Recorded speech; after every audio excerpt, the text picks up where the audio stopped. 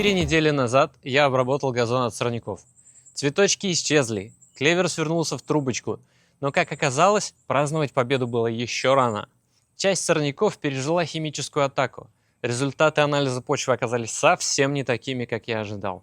А бюджетная аэрация газона быстро превратилась в довольно изощренную форму наказания.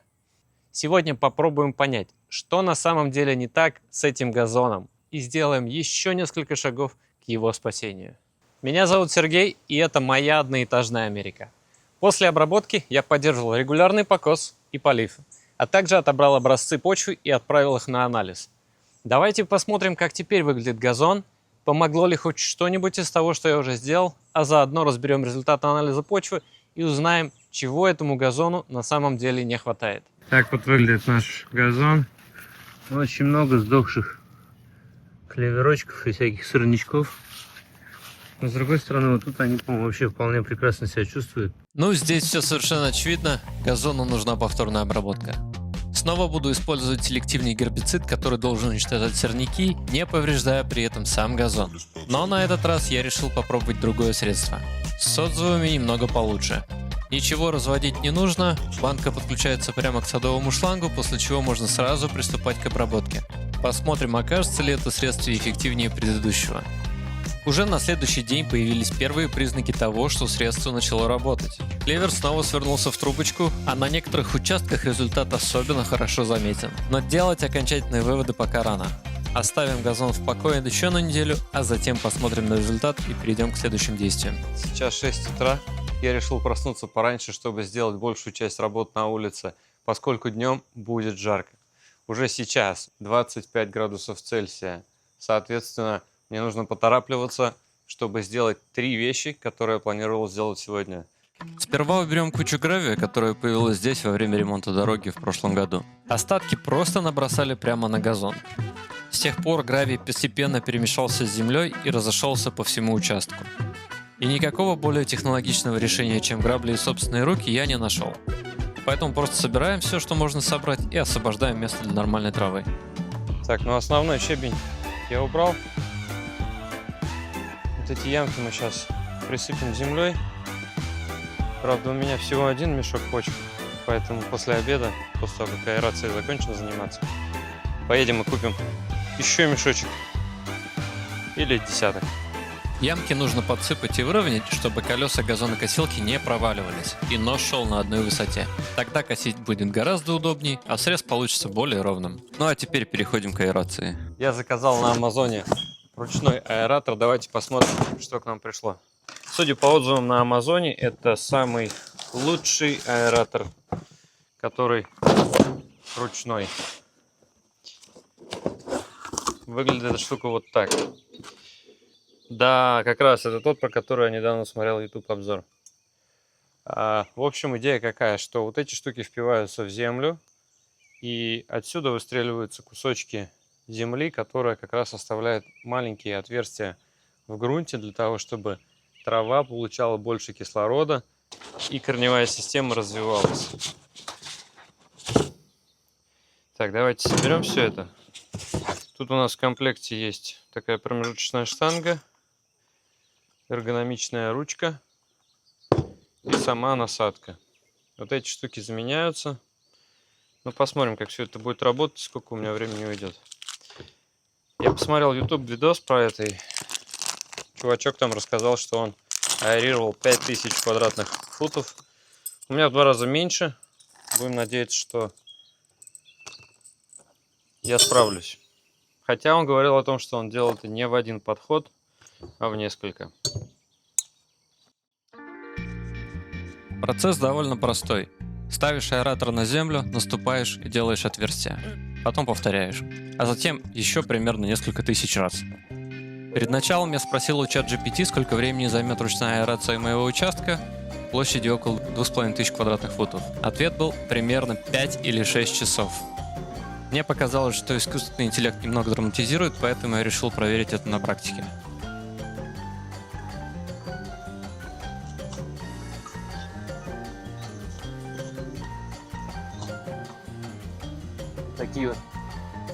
Такие вот аккуратненькие штучки он выбрасывает. Они Они как раз позволяют земле дышать. Таким вот образом за 10 минут я обработал примерно 10 квадратных метров. Весь мой газон это около 230 квадратных метров. То есть даже без остановок получается почти 4 часа. А если добавить забившийся аэратор, неровную землю, камни, развороты и тот факт, что я не промышленный робот, 5 или 6 часов уже не выглядят преувеличением. Возможно, чат GPT даже пытался меня подбодрить. Друзья, в общем, я подумал и решил, что нет у меня столько здоровья, чтобы сделать аэрацию ручным способом. Поэтому эта задача отменяется. Осенью я возьму механический аэратор в аренду в Home Depot на несколько часов и просто аэрирую всю территорию, а не только вот этот вот участочек в 25 сотен квадратных футов. Ну а сейчас мы с вами сделаем удобрение, применим удобрение. Получил вот такой вот Turf Builder, короче, штука, которая распределяет удобрение равномерным образом. Так вот оно и работает. Что тут у нас есть, да? Вот эта ручка, она открывает вот это вот отверстие и идет подача удобрений или семян. Здесь мы можем настроить, насколько широко открывается. А если мы поставим на минимальное, там какую-нибудь на двоечку, чуть-чуть он открылось, даже не видно почти. Есть еще вот такой вот Edge Guard.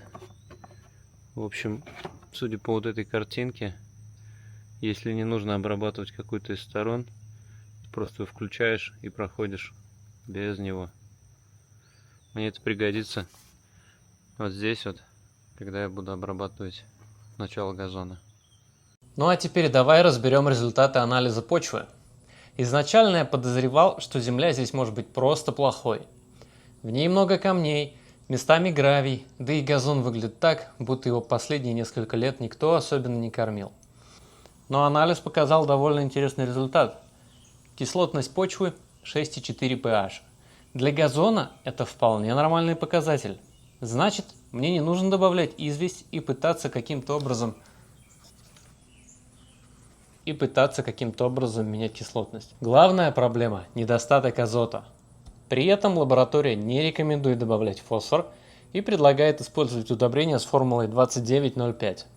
Если совсем коротко, эти три цифры обозначают содержание азота, фосфора и калия.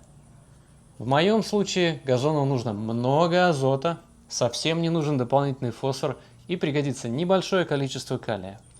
И это как раз хороший пример того, зачем вообще делать анализ почвы. Без него я мог бы купить обычное универсальное удобрение 10-10-10 и добавить в землю все подряд. А теперь я хотя бы понимаю, чего ей действительно не хватает. Получается, что сама почва здесь не такая уж и плохая. Она не мертвая и не требует полной замены. Газону просто не хватает нормального ухода, питания и, возможно, воздуха.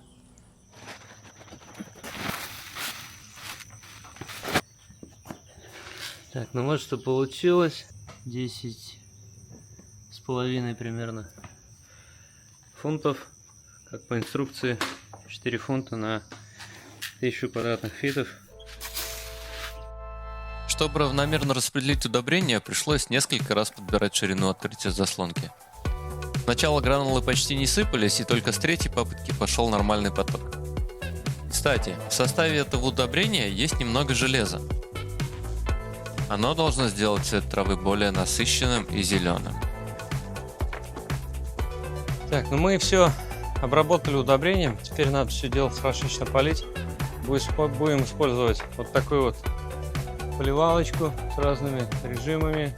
И можно задавать направление, в которое она плещет. А потом спросим чат GPT, сколько вообще времени мне это надо будет поливать. Good morning. Oh, I appreciate it.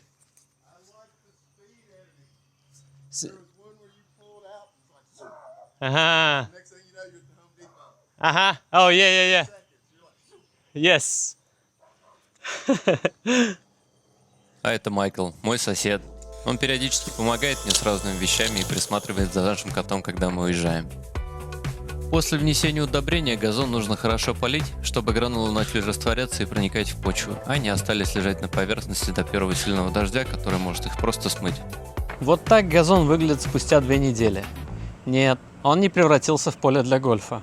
Здесь все еще есть редкие участки, оставшиеся сорняки и места, которые придется восстанавливать отдельно. Но трава стала заметно зеленее, цвет выглядит более равномерным, и газон наконец начал показывать, что он все-таки живой. Вот так он выглядел в начале восстановления, а вот что у меня получается на текущий момент. Итак, повторная обработка проведена, результаты анализа разобраны, гравий убран, а удобрение внесено. Не получилось только с аэрацией. Точнее, получилось выяснить, что этим я больше никогда не буду заниматься. Для всего участка все-таки придется арендовать нормальный механический аэратор. А еще нужно как-то победить крота, который распахал мне практически весь газон. Но с ним мы будем разбираться уже в следующих сериях. Если ты не видел первую часть этой истории, обязательно переходи по ссылке. А если тебе нравятся такие честные DIY эксперименты, подписывайся на канал. Впереди еще много работы по дому и участку. Спасибо, что досмотрел. Увидимся в следующем видео.